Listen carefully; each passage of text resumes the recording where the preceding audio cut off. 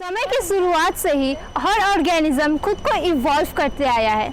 ऐसे ही ह्यूमंस के केस में भी है। एप से मॉडर्न डे ह्यूमंस तक के सफ़र में हम भी बहुत ट्रांसफॉर्म हुए हैं और इसके साथ साथ इवॉल्व हुआ है हमारे शरीर का एक बहुत इम्पॉर्टेंट हिस्सा, हमारा ब्रेन। जहाँ पे भी ह्यूमंस ने सिविलाइजेशन सेट किया वहाँ काफ़ी डेवलपमेंट हुआ। People started to think for more than just satisfaction of their needs. People started questioning things around them and started to find their answers. हर एक जगह के सिविलाइजेशन की अपनी history, development and cultural background रहा है, मोरलेस। But जब science की बात आती है तो हमारे दिमाग में बस यूरोपियन साइंटिस्ट आते हैं। क्या हमारे देश में लोग साइंटिफिकली नहीं सोचते थे या फिर it's just getting under estimated? आज के वीडियो में हम सिर्फ अपने देश में हुए साइंटिफिक डेवलपमेंट एंड हमारे देश के साइंटिफिक ब्रेन्स का एक छोटा सा दौरा करेंगे।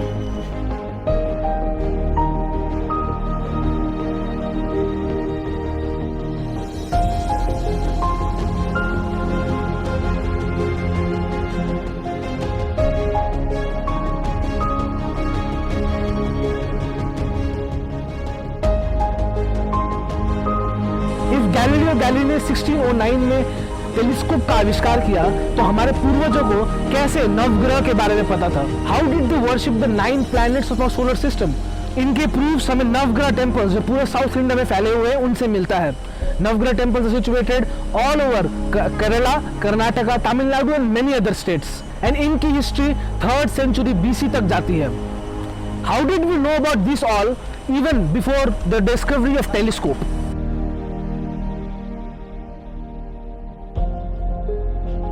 एटम हमको बताया गया था कि it was John Dalton who discovered atom, right? पर ये जानकर आपको आश्चर्य होगा कि the theory of atom which says each and every substance in the universe is made up of atoms, ये हमें Kanada sutras which is written in 2nd century BC, इसमें उसके प्रूफ्स मिलते हैं।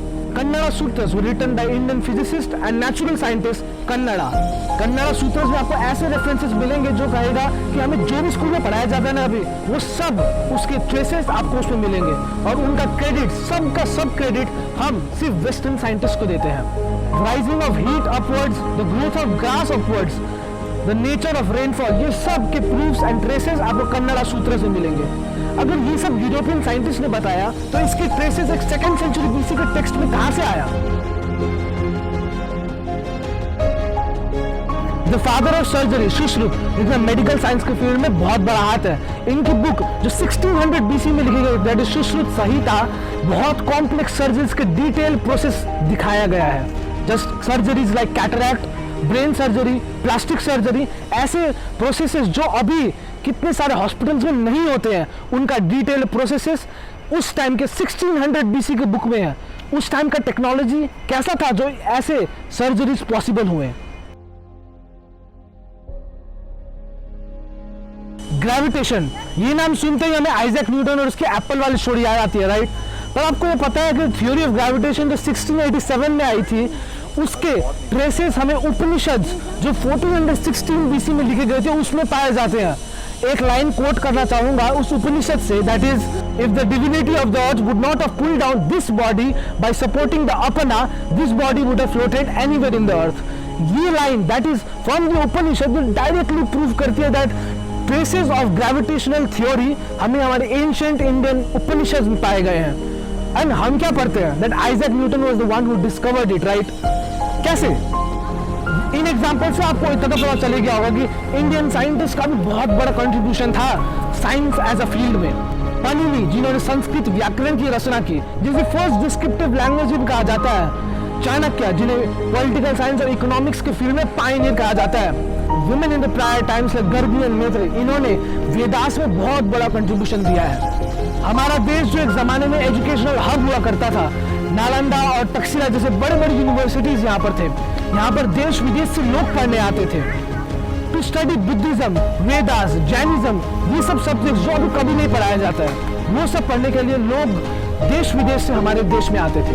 It was Turkish rulers, outsiders, जिन्होंने invasion करके नालंदा जैसी sacred university को जला दिया था। उसके लाइब्रेरी में जो 9 मिलियन बुक्स थे उन सब को राख कर दिया। our history was turned into ashes. Just imagine the amount of knowledge we lost in that invasion.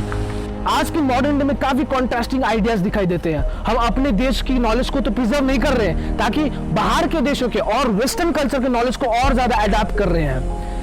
ये वीडियो बनाने का एक इंटेंशन हम लोगों का जो मेन था, दैट इज हम लोगों को अपना हिस्ट्री, अपना नॉलेज को प्रिजर्व करके रखना है।